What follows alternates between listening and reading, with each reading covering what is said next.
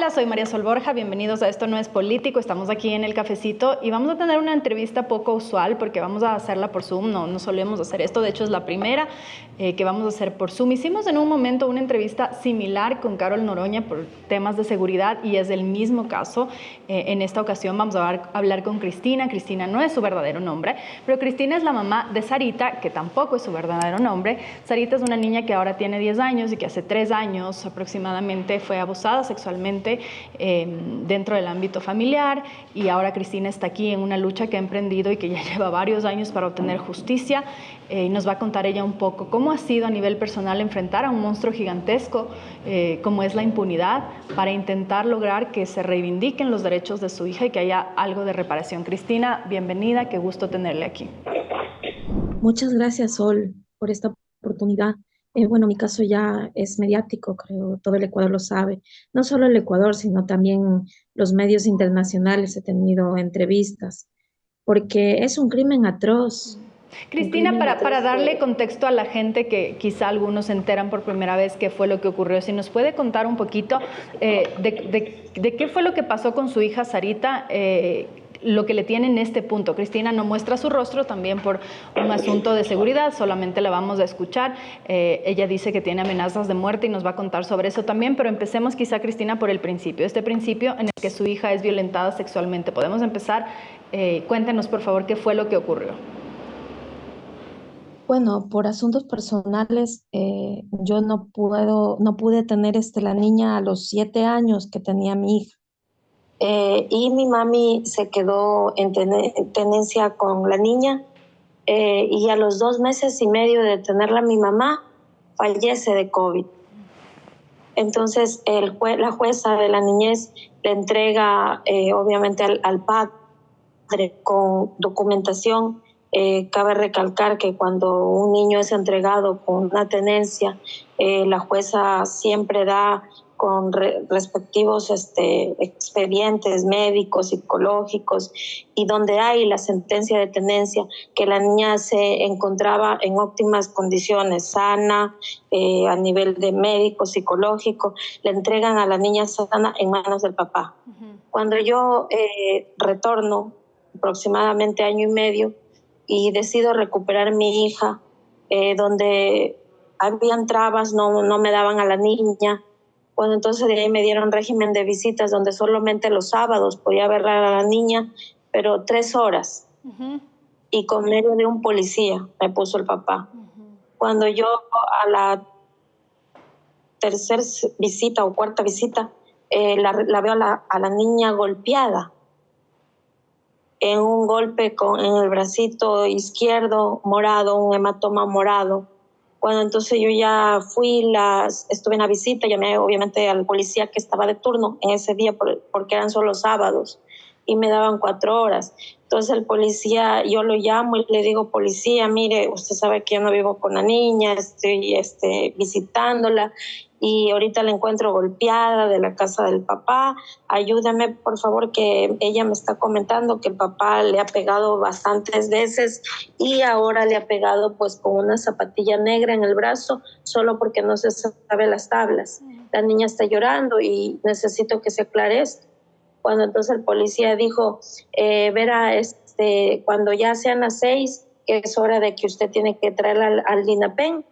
Entonces a esa hora lo llamamos al papá para que sea todo transparente y decirle que qué es lo que pasó con la niña, porque que la golpearon. Entonces, Perdón, Cristina, bueno, en ese momento su hija tenía 8 años y medio. aproximadamente sí, 8 años y medio. Okay. Ajá. Entonces fui allá al UNIPEN y le llamaron al papá. Le dijeron: acérquese por favor aquí al UNIPEN, está la mamá y está la niña, donde está de verdad golpeada el brazo, y necesitamos que usted venga para aclarecer el problema, porque la niña indica que usted le ha pegado, porque se encuentra viviendo con usted. Donde dijo que no iba a ir. Pese igual a las insistencias, ya se procedió a denunciarlo por una violencia, y igual el policía tenía que seguir los requerimientos, los protocolos a seguir. Le llamó aproximadamente 3 a 4 veces, donde dijo por último: que se quede la niña con la mamá si tanto ya la quiere, pero yo no voy a ir a ningún lado. Entonces, desde ese día, el policía llamó a la jueza y la jueza dijo, no, la niña está maltratada, entonces que se quede desde ese día con la mamá. Uh-huh. Y ya me dieron la niña. Okay. Y se hizo los requerimientos médicos. La doctora del hospital la vio y dijo que era un maltrato infantil, de un hematoma de 8 centímetros en el antebrazo izquierdo. También la niña le indicó al policía, le hizo como una carta, las palabras que le decía, palabras como bruta, tonta, le dijo que le pegaba en la cabeza, cocachos, le decía que no podía las tablas, que era una bruta. Entonces, todo ese tipo de cosas, donde la niña se puso a llorar y dijo que quería estar allá en esa casa. Cuando entonces ya a partir de ese día, que fue junio del 2022, a partir de ese junio ya tuve la niña yo. Cuando entonces la primera noche que ya la tuve, la niña me empezó no era la niña que yo dejé. No era la niña que yo dejé, que se reía, que cantaba, que jugaba, que se divertía como mi hija. Yo siempre le he criado, he sido madre y padre para la niña. Y yo conozco bien a mi hija y veía una niña triste. Yo digo, Dios mío, tanto fue los golpes que le dio. Entonces, esa misma noche que durmió conmigo, me acuerdo que la niña empezó a tener las pesadillas, gritaba de madrugada, decía, mamá, mamá. Y yo le digo, estoy aquí, mi amor, y la abrazaba. Me decía, nos van a matar. Y yo le digo, no, nadie nos va a matar. Tranquila, tranquila. O si no, otros días comenzaba a decir, auxilio, auxilio, pero dormida. Y se movía los brazos, se movía la cabeza. Entonces ella empezó a orinarse en la cama. Cuando yo digo a mi hija, ¿qué le pasa? Dios mío, ¿por qué se orina si es grande? Entonces dice, mamá, perdón. Y así como que le daba demasiado miedo. Yo le digo, no, mi amor, tranquila, pero no sé por qué te orinas. Perdóname, mamá, se me salió, perdóname. Entonces de ahí comencé a la semana, después de esos sucesos que yo viví. Ella no me dejaba salir para ningún momento, eso fue otra. Por eso digo, ya no era mi hija, era otra niña. Una niña totalmente miedosa. No podía yo salir ni a la tienda. Me decía, mamá, no te vayas, por favor, mamita, te van a matar, mamita. Y yo le digo, no, nadie me va a matar, mi amor. Aquí nadie me va a matar. ¿Por qué me dices eso? No te vayas, mamá. Y me cogía de las rodillas que no me vaya.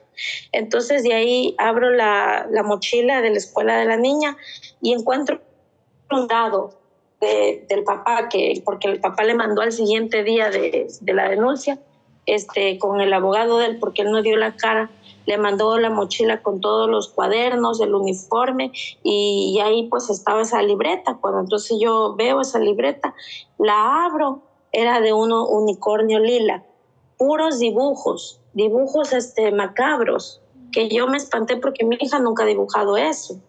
Ella dibujaba cositas como rosas, así bonitas, gatitos.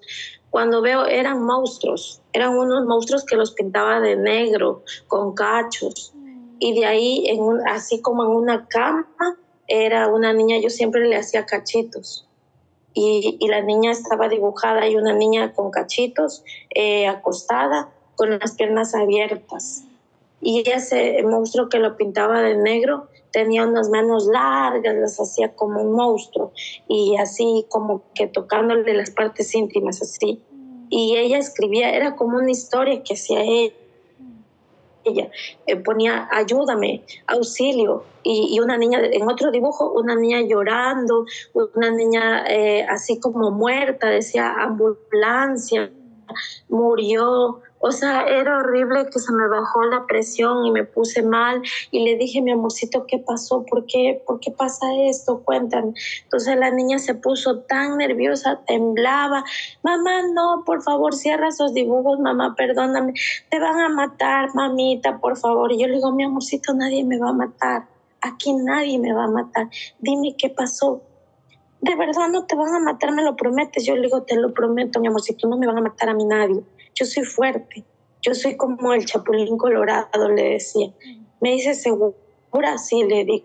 Entonces de ahí me dijo, esta niña soy yo. Yo le y que dibujas como monstruo, me dice y lo nombró, que es el hijastro del papá de mi hija. El papá de mi hija está casado, donde vive con esta señora tiene pues un hijo joven. Mi niña tenía 7 años en ese tiempo y este joven tenía 20. Y había otra chica de 15 años. O sea, la señora ha tenido dos hijos cuando se casó con el señor. Y tienen un hijo en común que en ese tiempo y tenía 2 añitos, creo, aproximadamente. Era tierno. Entonces dice, yo le digo, ¿y este? Me dice, lo nombró. Entonces yo digo, ya, no sé de dónde saqué fuerzas, pero yo no podía llorar porque quería que me cuente la niña. Simplemente creo que la presión se me bajó. Me dice, mamá, ¿qué te pasa? Y yo me cogí, me acuerdo que estaba en una cama, me cogí de la cama y le dije, cuenta. Me dijo, me hizo mucho daño él y lo nombró.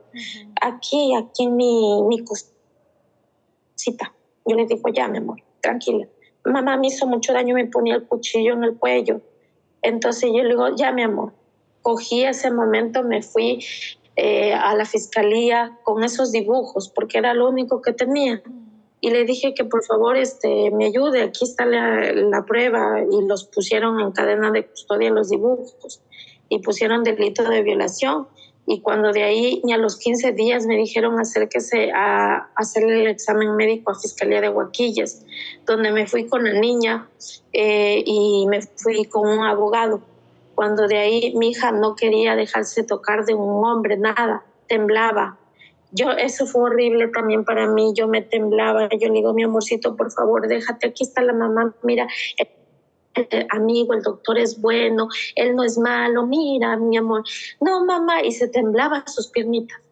Cuando entonces se dejó revisar y no lo podía creer la noticia que me iba a dar el doctor, que no le deseo a ninguna mamá que escuche esta noticia de una bebé tan pequeña. Cuando entonces yo me senté ahí y el doctor ya la examinó y me dijo, hija, tienes que ser fuerte. Yo le digo, ¿qué pasó? Y me dijo, tu hijita tiene un desfloramiento total antiguo. El himen ya no tiene. Yo le dije, no me diga eso. Y me dice, sé fuerte, porque yo me quise desmayar, me desplomé. Me acuerdo que me dieron alcohol para que huela y me dijo, cálmate. Yo lloraba. Me dice, sé fuerte, esto es un delito grave, no te preocupes que será justicia, es una bebé. Yo le digo, ¿por qué le hicieron esto a mi hija? Me dice, tranquila que será justicia. Cuando de ahí me dijo, yo le digo, ¿qué cosa? Me dijo, también presenta daño contra natura. Yo le dije, ¿y eso qué es?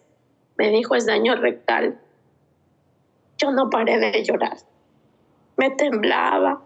Le dije que no lo podía creer, que a mi hija, ¿por qué le hicieron esto? Entonces me dijo que me calme, que tengo que sacar fuerzas donde no las tenga, que le pida a Dios, que ore mucho para que Él me pueda dar las suficientes fuerzas, porque tengo que atravesar una batalla muy dura y que lo haga por mi hija. Entonces cogí y ya me fui a Machala todo el camino. Y esa Machala no paraba de llorar. Parecía que la vida se me estaba yendo lentamente, porque era mi bebé que tanto veía la sonrisa de ella, ya no era mi hija. Me dieron una niña muy triste, me dieron una niña que solo pasa dibujando monstruos. Ya pasaron 3 años y ella sigue dibujando eso. Me aterra ver los cuadernos porque me duele ver esos dibujos. Pone se murió, pone unos cachos, unos monstruos. Le he comprado tantas cositas para que juegue y no, ella se hacía como que el dolor con los dibujos. Entonces de ahí procedió y se hizo el testimonio anticipado. Y ese fue otro dolor para mí más duro. O sea, fue el testimonio anticipado delante de un juez, que la niña comenta todo cómo sucedieron estos hechos. Ese fue otro dolor. Yo estaba atrás del vidrio y ella con la psicóloga, donde supo decir que quién fue el que le hizo esto. Le nombró, dijo que le ponía un cuchillo. Al doctor también le contó que le ponía un cuchillo, dijo el nombre, que le ponía cintas en las manos, en los pies y en la boca. Y el cuchillo le ponía aquí en el cuello y le decía que si contaba la mataba a ella y a mí. Era por eso el miedo. Entonces, el doctor, me acuerdo, médico legista, tenía cintas así transparentes, porque ella dijo que le ponía cintas en las manitos y puso en manos de cruz. Así me ponía, me dijo. Entonces el doctor, justamente habían unas cintas que tenía bastantes, yo creo que por su proceso de legista, y le dijo, mira, aquí hay algunas cintas, ¿puedes de pronto acordarte si es algunas de estas? Eran cintas como de embalaje. Dijo, esta, la señaló. Dijo, ya. Así me ponía así, y en los pies y en la boca. Y el cuchillo siempre me lo ponía cuando hacía esto. Entonces de ahí dijo que los calzoncitos le hacía lavar en el baño de él y le decía que no comente, que era en el cuarto de él, porque el papá dormía abajo con la esposa y el niño tierno, y a ella la hacía dormir arriba y más al lado ese muchacho. ¿En qué cabeza una niña de 7 añitos voy a dejar que duerma más al lado un joven de 20 que no tiene nada de parentesco con la niña? ¿En qué cabeza? Yo creo que ningún padre hiciera eso. Entonces de ahí fue el testimonio anticipado y dijo, la niña dijo cómo fue que la amarraba, le ponía el cuchillo, todas las noches casi pasaba esto. De ahí decía que la ponía como perrito. O sea, era horrible lo que escuché en ese testimonio. Y Cristina, ¿por qué usted decide contar esto? A ninguna madre le gustaría, primero, que una barbaridad como esta ocurra, segundo, hacerla pública y tener que contar estos detalles que para usted son sumamente dolorosos y que creo que para cualquier persona que esté escuchando son atroces. ¿Por qué decide usted contar esto? ¿Por qué cree usted que es necesario salir a los medios de comunicación y contarme a mí, como le ha contado a otros periodistas, esta situación tan violenta que ha vivido su hija? ¿Qué es lo que le llevó a tomar esa decisión? Porque no hay justicia, porque sigue libre el violador, porque no puedo creer que teniendo examen médico legal, teniendo testimonio anticipado, la fiscal de Machala, Nancy Pesantes, ella no hizo nada. No formuló cargo. Yo le decía, por favor, formule cargo, ya tiene eso. No es que se necesita una cosa, y alargaba 2 años, pasaron así. Y no hacía nada. Y todo era favoritismo con ellos, o sea, todo era un favoritismo. En la cámara de Gesell dijo que el papá sabía lo que le hacía y lo nombró a este muchacho. La psicóloga le dijo, de la casa donde tú vivías, ¿alguien más sabía de esto? Sí, mi papá, pero nunca me ayudó. Yo le pedí muchas veces ayuda, pero nunca me ayudó. ¿Alguien más sabía? Mi madrastra, pero nunca me ayudaron. Solamente me quería la perrita. Dice, psicóloga, ¿me puedes ayudar a recuperar a la perrita porque la extraño? Yo no podía creerlo. Entonces de ahí me fui a Quito. Hace 2 años, hace 4 meses, me fui a denunciar que por qué no formulan cargos, que mi hija cada vez la veo peor, tiene incontinencia urinaria. A raíz de eso, ella se orina, se le salen las gotitas de orina. Cuando entonces la orina y dice, mamá, las gotas, tengo que tener baño húmedo porque se le viene la orina. Cuando entonces yo cogí y le dije, por favor, señorita, deseo que se haga justicia, ayúdeme. Yo no puedo creer que en Machala no formulen cargos. Mi hija fue violada de todas las formas posibles, ayúdenme. Entonces me dijeron, vamos a quitar el caso de Machala. Yo tengo entendido que si hace una fiscal que no hay objetividad, creo que hasta la sancionan o la destituyen. Sin embargo, no. Ella sigue trabajando libremente. Solo le quitaron el caso y la pasaron a Quito. Cuando yo pensé que en Quito... Usted, Cristina, perdón, ¿por qué usted cree que este caso ha tardado? Lastimosamente, es el caso de muchas mujeres y de muchas niñas que reclaman víctimas después de haber sido víctimas reclaman justicia después de haber sido víctimas de violencia sexual. ¿Por qué cree que en su caso la justicia ha tardado tanto? Porque ha pasado de esto, usted dice 13 años, ¿finalmente se formularon cargos? Nada. Hasta ahora no se han formulado cargos. No, nada. Yo pensé que en Quito iba a ser, diferente, porque la magíster Andrade, directora de Control Jurídico, se reunió conmigo en una mesa técnica con el doctor Darwin Reynoso, de Control Disciplinario de la Fiscalía General del Estado de Quito, y Elizabeth Sandoval, de Género. Ellos se reunieron y me dijeron, se hará justicia, no lo puedo creer, pero teniendo examen médico, así las palabras. Y yo me fui tranquila y digo, bueno, se va a hacer justicia, ya por fin encontré la libertad, la justicia, no va a quedar impune el caso, es un crimen lo que le hicieron a mi bebé. Cuando entonces de ahí ya pasaron a Quito y 3 meses y no formulaban cargos. Se iban las largas. A las versiones del papá de la niña y del violador, se suspende la versión, no pudieron asistir, no se conectaron. Ponga otra fecha. De ahí el abogado iba a Quito, está de vacaciones la fiscal. O sea, y así pasaron 3 meses. Cuando decidí cambiar de abogados, estos abogados son más que ejercen presión. Entonces yo ya empecé a poner a la prensa, porque yo digo, aquí pasa algo. Cuando entonces de ahí comencé a poner a la prensa y me empezaron a amenazar de muerte. ¿Quién le amenaza, Cristina? Me llegaron unos mensajes horribles que en la vida nadie me había amenazado de muerte. Un audio tengo horrible que dice una voz macabra que está como de esas voces que les ponen para cambiar la voz. Dice que me van a hacer picadillo, o sea, que me van a matar, que si sigo con esa huevada, así en esas palabras, o sea, de los medios. Y también dijo, dale gracias a Dios que vas a ver criar a tu retrasada hija.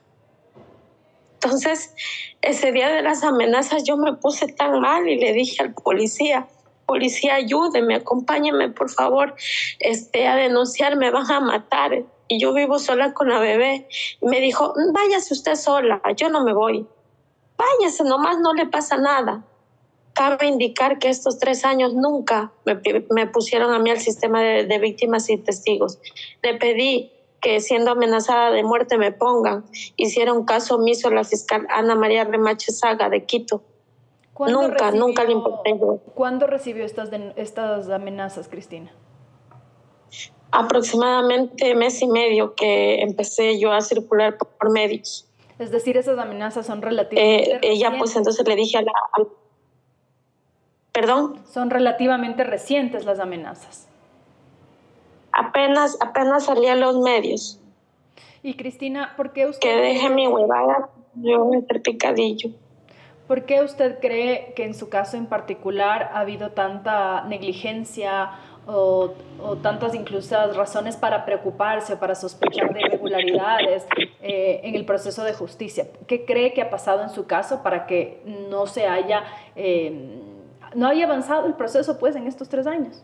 El 14 de noviembre me desangro en la Fiscalía General del Estado. Entonces, si vio en redes, me desangro y hice una huelga donde se exigía justicia. Cabe recalcar que antes del 14 de noviembre la fiscal Ana María Remache Saga empezó de manera desesperada porque ya lo vio muy mediático el caso.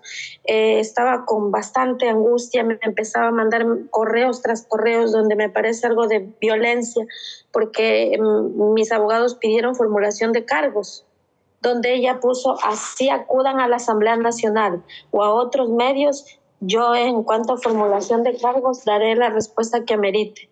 O sea, como que da a entender que le da igual lo que yo haga. Entonces tenía que diligencias por hacer. Tenía que ver cómo estaba la salud de la niña, todo, porque ella pidió al MSP cómo se encontraba la niña, todo. Cuando de ahí, en plena huelga de hambre, desangrada, 1:00 p.m, me mandó a mi correo archivo de la investigación.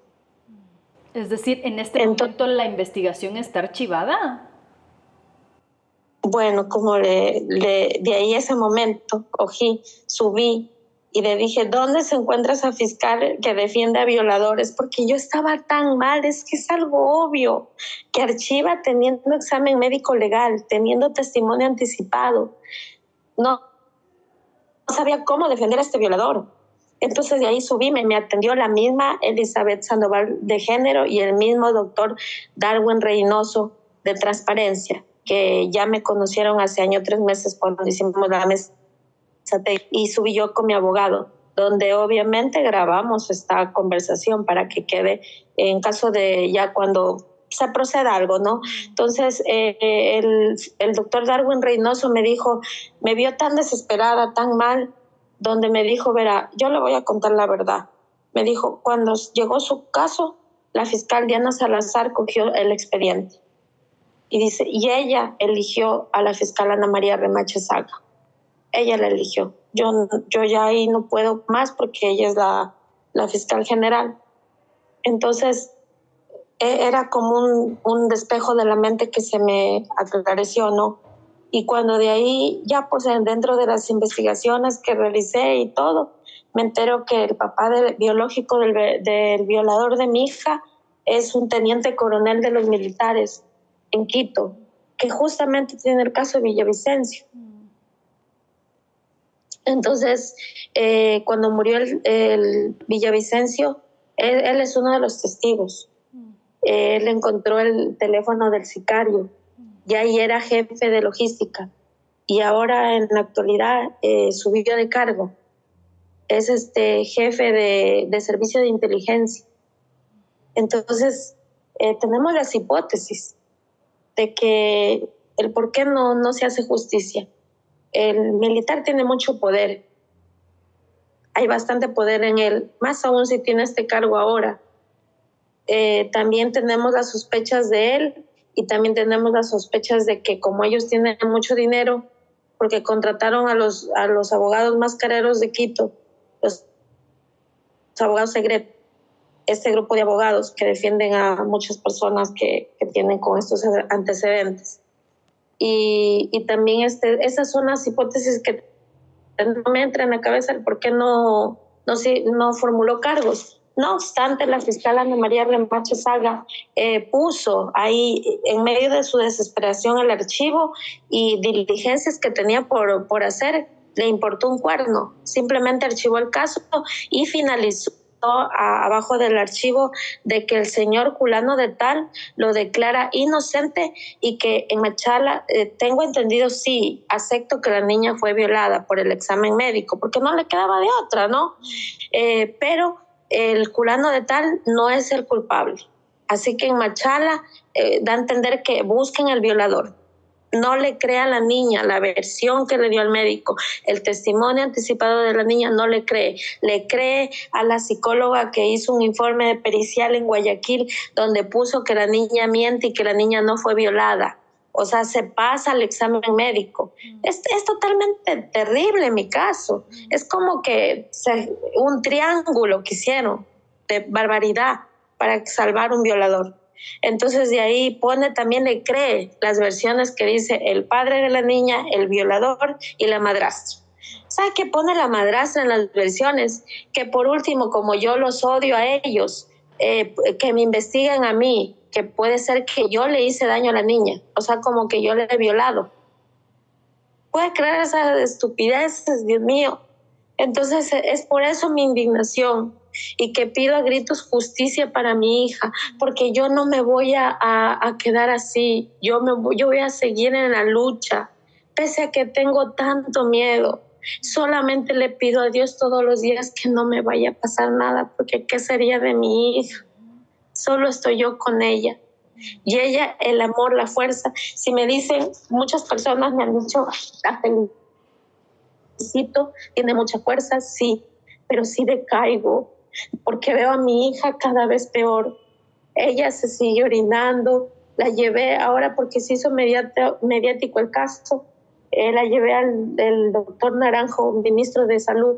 Me dijo, yo he sido el último en enterarme, pero no se preocupe, le voy a derivar al Hospital del Niño, donde la niña será atendida por todos los médicos.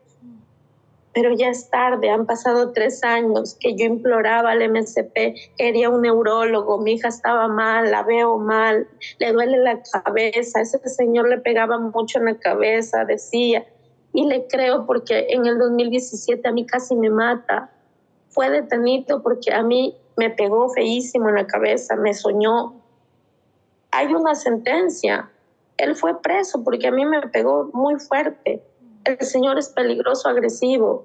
Pese a la sentencia que enseñé, ni siquiera le importó eso. No le importaron que el señor es agresor. Mire que yo no sabía esto, que mi boleta sigue vigente desde el 2017. Ha sabido ser que cuando una persona es agresor de mujeres y le dan una boleta, no tiene caducidad. Eso me dijo la jueza. Claro. O sea, porque es considerado un agresor.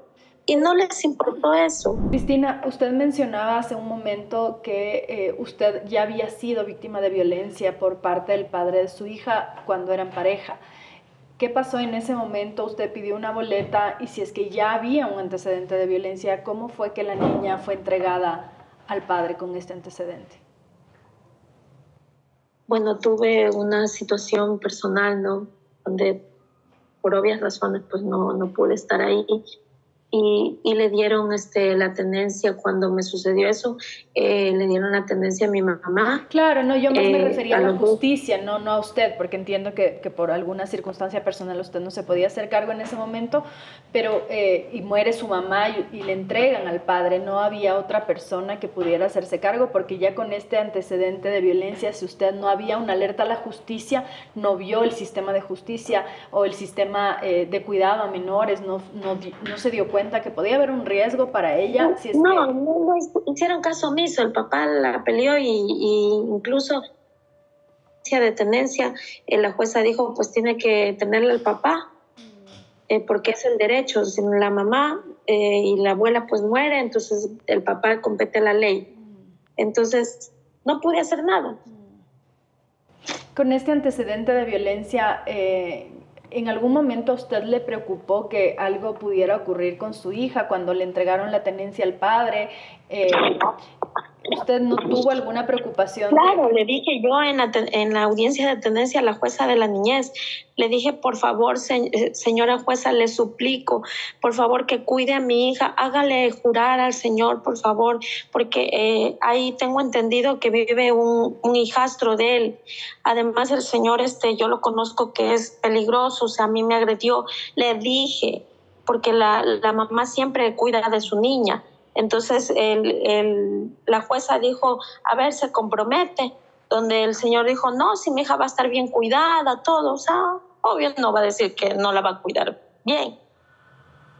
Claro, y después de todo este proceso, ¿cómo ha cambiado su vida y la de su hija? Pues nosotros parecemos unos criminales, pasamos escondidas, y mientras que este violador goza de libertad, tiene su trabajo, mi hija y yo pasamos escondidas, nos da miedo, una moto pasa, brincamos, no podemos ni salir, si salimos a la tienda con altísimo miedo. Yo no puedo creer que yo vivo en un infierno. O sea, y la justicia, no hay justicia. O sea, me doy cuenta que defienden a violadores. ¿Sabe qué es lo que más me impacta? De que justamente ayer la fiscalía, Dios mío, publica en X, se detuvo a un señor que tenía, dice, unos guana, y sacan en redes. Y yo pongo increíble, mientras que mi hija, un crimen atroz, violada, no formulan cargos. Qué vergüenza de justicia que tiene el Ecuador. O sea, me da tanta impotencia. Eso sí publican. ¿Y mi hija qué? Cristina, en su caso, ¿su hija estuvo en algún momento en el sistema de protección de víctimas y testigos? En algún momento, usted dijo que usted no, pero ¿su hija estuvo en algún momento en el sistema? Claro, la tuvieron solo un año. Justamente, mire qué coincidencia, vaya. El 14 de noviembre archivaron el caso de mi hija y el 15 de noviembre mandaron a mi correo que la sacan a la niña del sistema. La sacaron del sistema y ahí ponen porque tiene un riesgo bajo del 26%. O sea, para ellos no corremos peligro, pese a las amenazas de muerte, que es demasiado injusto. O sea, es algo que nos puede pasar algo a mí y a mi hija y no le importamos a Fiscalía, no le importamos para nada. Prefieren defender a delincuentes. En ese sentido, entonces, ustedes han quedado expuestas y esa es una de las razones por las que usted, cuando da entrevistas a medios, no expone ni su rostro ni su nombre. ¿Tiene miedo usted de que algo les pueda pasar tanto a usted como a su hija? Así es, incluso yo hago responsable a toda la prensa, le digo, porque mi única herramienta, ¿sabe cuáles los medios? Mi única herramienta, porque Fiscalía no le importamos, donde yo hago responsable, si me llega a pasar algo a mí, hago responsable al padre de mi hija, al violador de mi hija y también lo hago responsable a este teniente coronel porque tiene bastante poder, porque su uniforme, tráfico de influencias, no lo sé. Se refiere al Hago responsable. se refiere al padre del presunto violador. Sí, los hago responsable a los tres si me llega a pasar algo a mí o a mi bebé. Cristina, ¿y su hija? Mi hija su hija graves.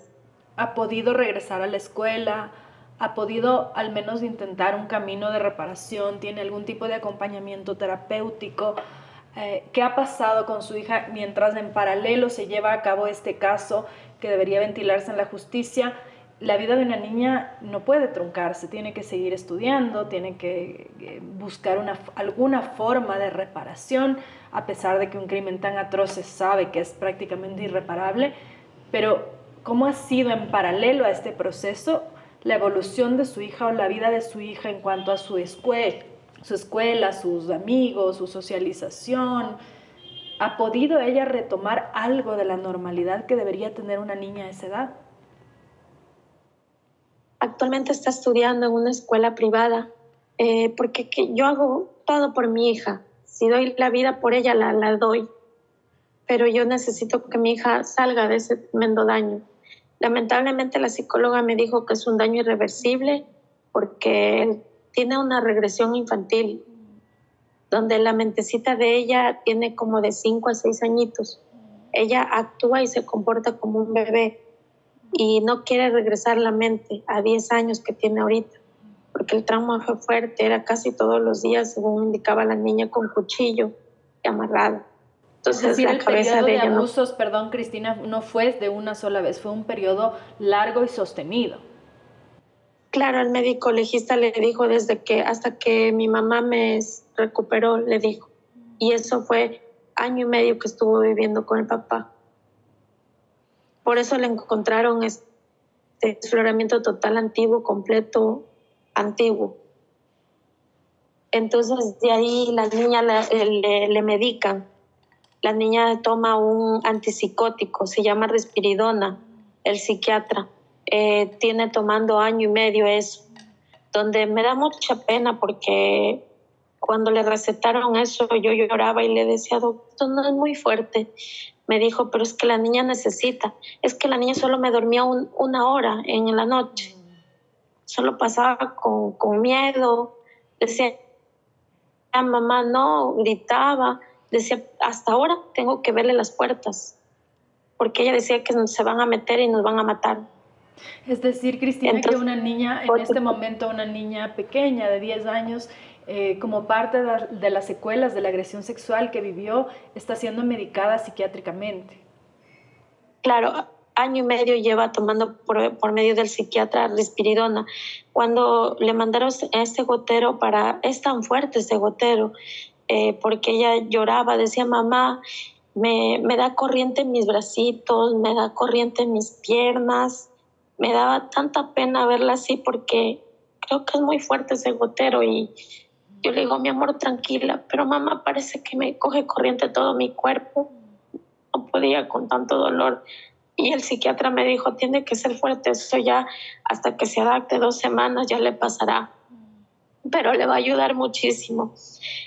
2 semanas sufrí con ella, la abrazaba, me decía, mamá, cógeme, que me coge corriente todo mi cuerpo. Me dolía. Pero ahora ya le he sentado el remedio y sigue tomando. Lo que sí tiene olvidos. Dice, mamá, ¿por qué me olvido las cosas? Ella juega solita les gusta jugar con unos palos, con lo que encuentre. Mi hija ya no es la misma. Es por eso que todo esto lo hago por ella, porque ella es mi corazón, ella es mi vida. Y el besito que me da ella, la ingenuidad que tiene porque parece una bebita, esa es la fuerza que me da para seguir.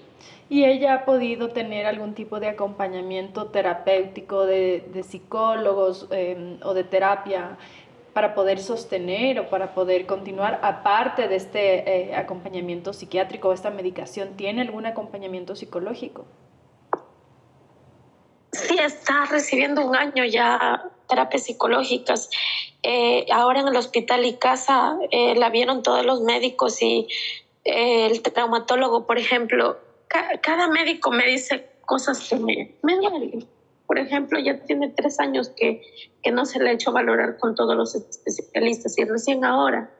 Entonces las secuelas han sido más de lo que me imaginé. Por ejemplo, ella tuerce el piecito y no tiene equilibrio. O sea, ella se cae, yo la tengo que coger. En las escaleras ella solita no camina, tengo que cogerla. Entonces el piecito lo tuerce y no tiene estabilidad. Dijo el doctor que tenía trastorno de la marcha. Cuando entonces el traumatólogo la vio, la hizo que camine así una y otra vez y dijo, tengo que decirle, pero no es orgánico. Lamentablemente es mental, psicológico. Entonces, es decir, las secuelas emocionales terminan teniendo también secuelas físicas. Sí, me dijo que no necesitaba zapatos, que era mental lo de la niña. Entonces, Dios mío, dije, todo le ha destruido sus piecitos. Y ella me dice, mamá, ¿qué? ¿Algún día sí voy a ir normal? O sea, me da tanta pena como me dice mi hija. Yo le dije, mi amor, tú eres normal. Mamá, porque yo me doy cuenta que tuerzo mis pies. Entonces, me duele mucho. Cuando nos amenazaron de muerte, mi hija, cuando me amenazaron de muerte, mi hija me dijo, escuchó todo el sufrimiento de porque mi papi se puso bien mal. Dijo, ¿ahora qué te irá a pasar, mi hijita? Entonces mi hija dice, mamá, yo ya no quiero más dolor, mejor que nos lleve Diosito para irnos al cielo. Eso me dijo mi hija. Yo no puedo creer que no. Me dañaron mi vida, la mataron a mi hija en vida, me mataron a mí, porque todos los días tengo que vivir esto.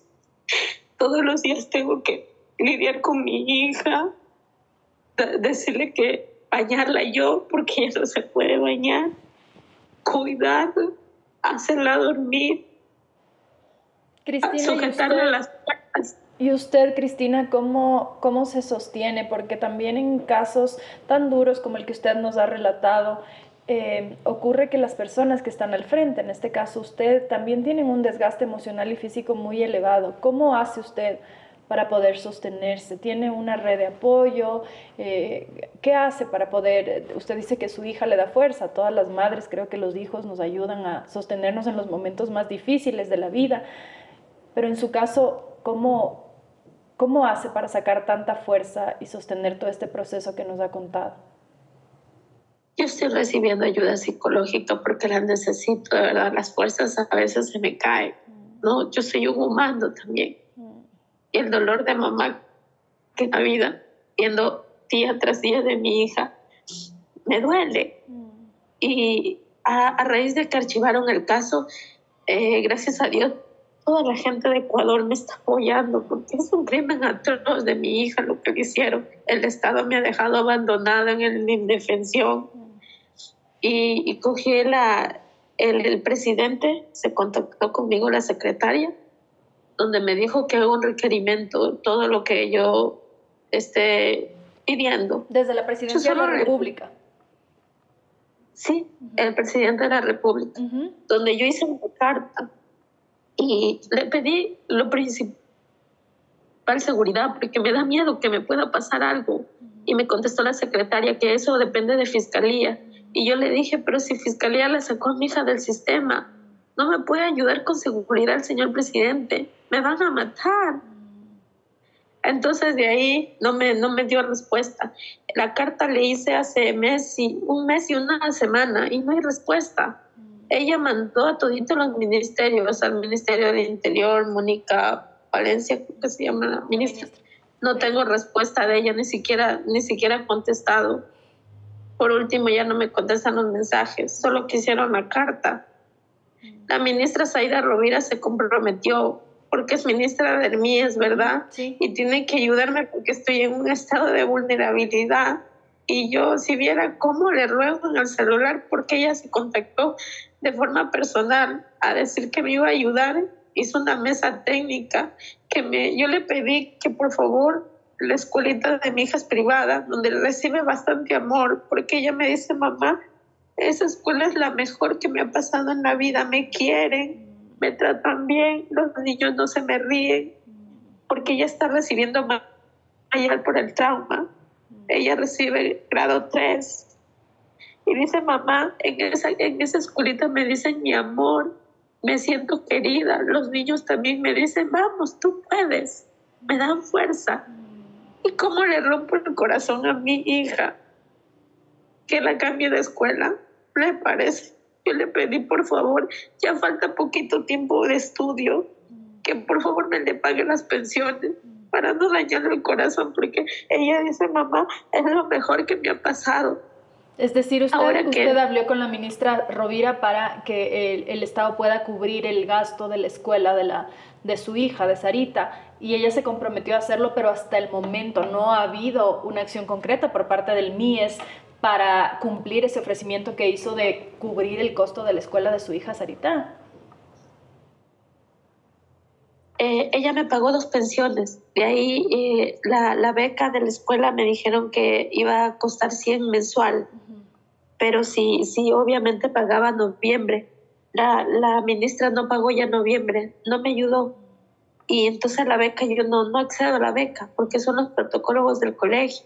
Entonces de ahí yo comencé a decirle, y como la asambleísta Sofía Spin puso en X que iba a legalizar esto del injusticia que me han dejado madre en indefensión. Cuando entonces yo tengo grabado todo eso y lo publiqué en X porque yo ya no voy a permitir más daño de nadie. Entonces están jugando con mi hija y yo no puedo permitir más daño a mi hija de lo que le han hecho. Ahora el Estado quiere hacerle daño a mi hija, no. Pero hay un riesgo de que su hija se quede sin la escuela. Claro, por ejemplo, yo le dije, señora ministra, la van a botar a mi hija de la escuela, por favor, ayúdeme.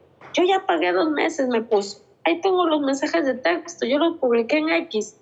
Cuando de ahí dijo, ¿y por qué no le piden a las asambleístas que tanto le publican o publiquen X? ¿Pero que la ministra pagó de su bolsillo? La ministra, yo creo que debe haber pagado del Estado, no creo que del bolsillo. Claro, pues por eso pregunto, porque si es que le está diciendo, le está reclamando que paguen otras personas, me imagino que pagaría del bolsillo de ella, ¿no? Claro, dijo ella que ya ha pagado las 2 pensiones, pero yo le digo, mire lo que me mande financiero, y le mando. Dice, porque ahí en el Kipus ella contesta a la presidencia, dice, pero solo, por eso yo publiqué en X, porque ella queda bien, y que yo quedo lastimada, y que mi hija me la van a sacar de la escuela. Entonces de ahí se le hizo en la mesa técnica un compromiso donde la niña se la va a becar con el 72%. Ella va a pagar 100 mensuales de la escuela. Se le dará un bono social a la madre. Se le estará consiguiendo un posible trabajo. sea, las palabras se las lleva el viento, discúlpeme. Cuando entonces de ahí y a los hechos son los que van. Los 2 meses me pagó y ahora yo le mandé mensajes, le rogué, le supliqué. Usted viera cómo mi dignidad está por los suelos ante la ministra. Le rogué, le supliqué que por favor me ayude con la niña, que cómo le voy a romper el corazón. Ella cogió y derivó al Ministerio de Educación y el Ministerio de Educación me dice que para no vulnerar los derechos se la cambiará a una escuela de prestado. ¿Cómo le rompo el corazón a mi hija? Pero Cristina, esto quiere decir entonces que los compromisos no se cumplieron. O sea, por un lado el tema del pago de la pensión, pero también por otro lado usted dice que se comprometieron a ayudarle a gestionar un trabajo y a darle un bono. ¿Alguno de esos otros dos ofrecimientos se cumplió, tanto el trabajo como el bono? Nada, ni siquiera el bono, sé qué cosa se requiere. Cuando le publiqué en X con las capturas de pantalla, porque yo ya no aguanto más tanto daño de todos. Entonces publiqué con las conversaciones de ella, puras pantallas de captura, que no estoy diciendo piedras, que estoy diciendo la verdad. Y todo el Ecuador está enardecido decían cumple, ministra, todo. Bueno, unos hablan mal de todo ya, pero yo estoy poniendo la verdad. Cuando entonces ayer me llaman del MIES de Loja a decirme, estamos llamándola por el bono, hacerle unas preguntas. Y ella ya había puesto hace un mes que se le da un bono a la mamá. ¿Puede creer eso? Entonces yo le digo, ¿y cómo así? ¿Cómo así ya se acuerdan de mí? Es que son las leyes de la ministra. Entonces le digo, a ver, dígame. Me dice, deme ese código de la luz.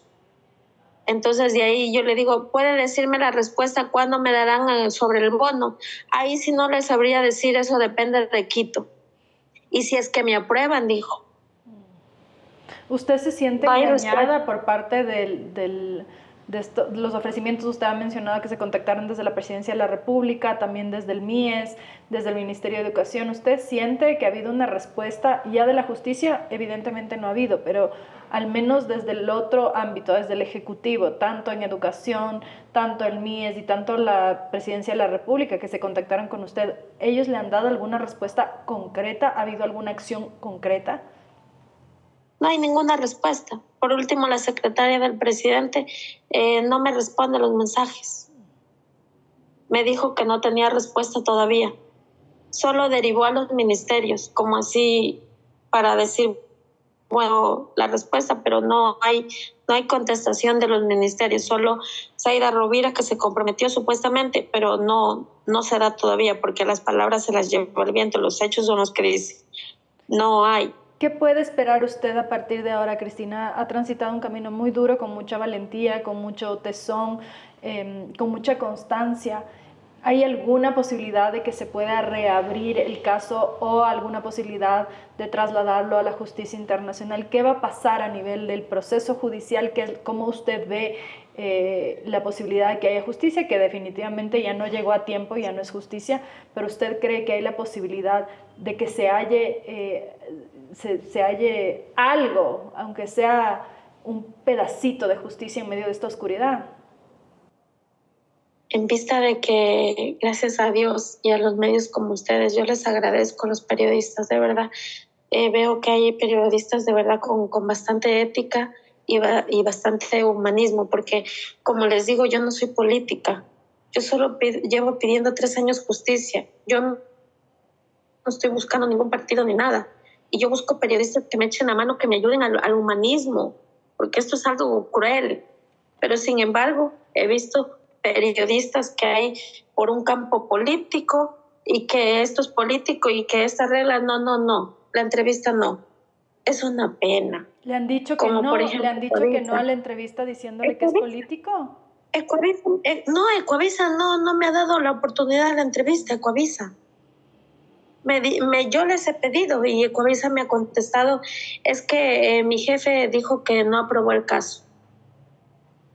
No son humanistas. Yo no sé qué será político, qué será, pero yo no soy política. Yo solo estoy pidiendo justicia para mi hija y pido a los de que hacerlo llegar. Ya sé que es mediático, pero ahorita lo hago por seguridad, porque no tengo ninguna herramienta más, porque mañana o pasado, Dios no lo permita, me pueden pasar algo a mí por lo menos queda una constancia de que pedí en la prensa que si me pasa algo serán los culpables de estas personas y se pueda hacer justicia hasta en mi caso de que me llegue a pasar algo. Eso tengo ahorita de herramienta. Pero usted bueno, el tiene caso no se esperanza, archivó. Cristina, de no se archivó. A ver, entonces, porque hace un momento usted dijo que le habían dicho que el caso se archivaba. ¿Se archivó? ¿No se archivó? Precísenos un poquito eso. Se archivó, lo puso la fiscal Remache, pero lo declara inocente al presunto agresor, que busquen el culpable. O sea, ¿cómo lo salva? Entonces pasó a manos de una jueza, porque ella no decide un juez. Entonces el archivo decide un juez. Entonces pasó el archivo en manos de la jueza de Machala, donde obviamente ya estaba demasiado mediático, ya no podían hacer una mano negra, por ejemplo, ya no podían hacer, porque los abogados explotaron y mandaron escritos con tantos numerales del Código Legal, donde la jueza dijo, no, bueno, ya no puedo hacer más nada, se niega el archivo porque hay diligencias por hacer. La verdad, o sea, pone la justicia. Entonces, el caso pasa a manos del fiscal provincial de Machala, donde se demoró un mes en contestar, mientras que veo que meten presos, así sea un señor que roba una cartera. Y aquí en contestar mi caso, un mes, hasta que da la decisión, obviamente, como ya ven que todo está mediático, que sabe hasta los medios internacionales. Entonces, y también la asambleísta Viviana Veloz, también. Ella cogió el caso y publicó en redes y en la prensa de que en los medios de que no va a dejar hasta que estos servidores públicos, porque es una cadena, Sol, son como unos 7 personas que actuaron en contra de mi hija. ¿Y usted y van tiene a la ser esperanza, llamados Cristina, de que se haga justicia? ¿Usted cree que la justicia va a llegar? Así sea la presión y todo, y como ya está en el Consejo de la Judicatura, por más poder que tenga, sé que será justicia, pero sí tengo el miedo de que el violador se va a ir del país, porque no tiene ni provisión de salida del país. Lo llamarán a juicio, pero él ya se ha deverido si es que no se fue. Eso pasará, eso tengo yo el presentimiento, porque ya ven que ya no hay cómo hacer la ayuda, ya no hay. ¿Logra ver la luz al final del túnel, Cristina? Ahorita el caso sigue y ahorita nomás lo que queremos con mis abogados y yo, de que este fiscal nuevo ya no puede hacer ninguna trampa porque está en la soga al cuello. Entonces este fiscal tiene que poner fecha, hora y día para formular cargos donde 3 años tenía que haberlo hecho. Eso es lo que estamos esperando. ¿Y usted cree que hay luz al final de este túnel? La formulación de cargos se va a hacer, claro que sí, porque ya no tienen más que hacer, pero como vuelvo y repito, yo creo que este violador se va a ir. ¿Cuál es su esperanza ahora, Cristina? De que no me vaya a pasar nada, porque me da miedo. Hay bastante poder, el coronel, el papá de mi hija, por eso los hago responsables. Y pues con mis abogados dijeron ante los medios de que en vista de que no hay solución, no hay ayuda, me han desamparado todo el Estado. Entonces nos iremos hasta las últimas instancias, que es en el extranjero, ¿no? Quiero terminar un poco con esto, Cristina. Hemos visto en Francia hoy, de hecho, fue la sentencia de este caso de Giselle Pelicot, que fue violada por un sinnúmero de hombres, entregada por su propio esposo, que la drogaba, y ella decía al inicio del proceso judicial que es necesario que la vergüenza cambie de bando, porque la vergüenza recae sobre las víctimas constantemente. Usted decía hace un momento que están escondidas como si fueran criminales, cuando en realidad los presuntos involucrados y el presunto perpetrador está todavía libre. ¿Usted cree que todavía existe ese peso de la condena, de la vergüenza, del juicio sobre las víctimas más que sobre los victimarios? Yo aquí veo que la justicia más defiende a delincuentes que a las víctimas. Las víctimas estamos siendo silenciadas, no estamos siendo escuchadas. Eso me da a entender la justicia, que no nos da luz. Yo soy una sobreviviente y hay muchas víctimas que están atravesando lo mismo de mi situación, y hay muchas niñas que están viviendo lo que mi hija está viviendo, y por miedo y por fuerza no lo hacen, están calladas. Y este medio, ya que estamos hablando, les doy un mensaje a las mamitas que están pasando por mi situación o a las niñitas que están atravesando la situación de mi bebé, que cojan fuerza, que no están solas. Yo me sentía primero sola, pero una vez que se ve una mano amiga, un apoyo social de red de mujeres, como son ustedes, los periodistas, activistas feministas, van creando fuerza, porque yo me sentía débil, sin valor. Pero mamitas, háganlo, den el primer paso. ¿Cuál es el primer paso? Denunciar. Y después la vida les va a cambiar, porque nos vamos a unir, seremos un largo caminar. No es fácil, pero tampoco es imposible. Así que denuncien, ese es el primer paso. Tengan fuerza y nos vamos a unir, que es una lucha, pero vamos a salir adelante. Es un tremendo mensaje de optimismo en medio de tanta oscuridad, Cristina. Mucha resiliencia también en su mensaje, ¿no? Sí, porque sabe que mi hijita me dice, mamá, cuando yo sea grande, yo le digo, ¿qué quieres ser? Me dice, quiero defender a los niños abusados como me pasó a mí. Eso dice que quiere ser. Bueno, tiene un espacio todavía para soñar y eso siempre es bueno. Sí, yo lo sé, es mi angelito. Le agradezco mucho, Cristina, por haber compartido su historia, por haber contado y revivido un proceso tan doloroso para usted y para su hija, por la valentía con la que está llevando adelante este proceso. Y sabemos que en Ecuador hay una justicia que revictimiza, por eso aquí el testimonio de Cristina es uno más de los que dan respuesta a aquellas personas que dicen, bueno, pero ¿por qué no denuncian? Bueno, pues por eso, no denuncian por eso, porque cuando van a la justicia, las víctimas de violencia sexual, de violencia física, terminan siendo amenazadas, agredidas, revictimizadas una y otra vez dentro del proceso, y muchas veces también, como el caso de Cristina, señaladas por los agresores, por los presuntos perpetradores y abandonadas por todo el Estado. Felizmente, como ella menciona, y un poco encontrando una luz en medio de este camino oscuro, también hay gente que la apoya, que la sostiene y que exige justicia desde distintos ámbitos. Así que gracias por haber estado aquí, Cristina. Ha sido un gusto poder conversar con usted y conocer esta dolorosa historia, y por supuesto esperamos que se haga justicia. Muchas gracias, Sol, a ti. Cuídense, gracias. Soy María Sol Borja desde El Cafecito. Esta ha sido la conversación con Cristina, la madre de Sarita. Ambos son nombres que no son sus verdaderos nombres. Ellas están protegiéndose porque están siendo amenazadas. Así que hay que estar pendientes de este caso desde los distintos ámbitos, porque se requiere justicia. Es el caso de una niña pequeña y lastimosamente muchos como estos casos terminan quedando en la impunidad. Muchísimas gracias por habernos acompañado. Nos pueden seguir en nuestras redes sociales. Este ha sido un caso inusual, es el segundo en el que protegemos. En el caso de Carol Noroña, sabíamos que era Carol Noroña, por supuesto, pero habíamos grabado solamente su audio por un tema de seguridad. Lo mismo ocurre con Cristina. Así que gracias por acompañarnos. Nos vemos en el próximo episodio.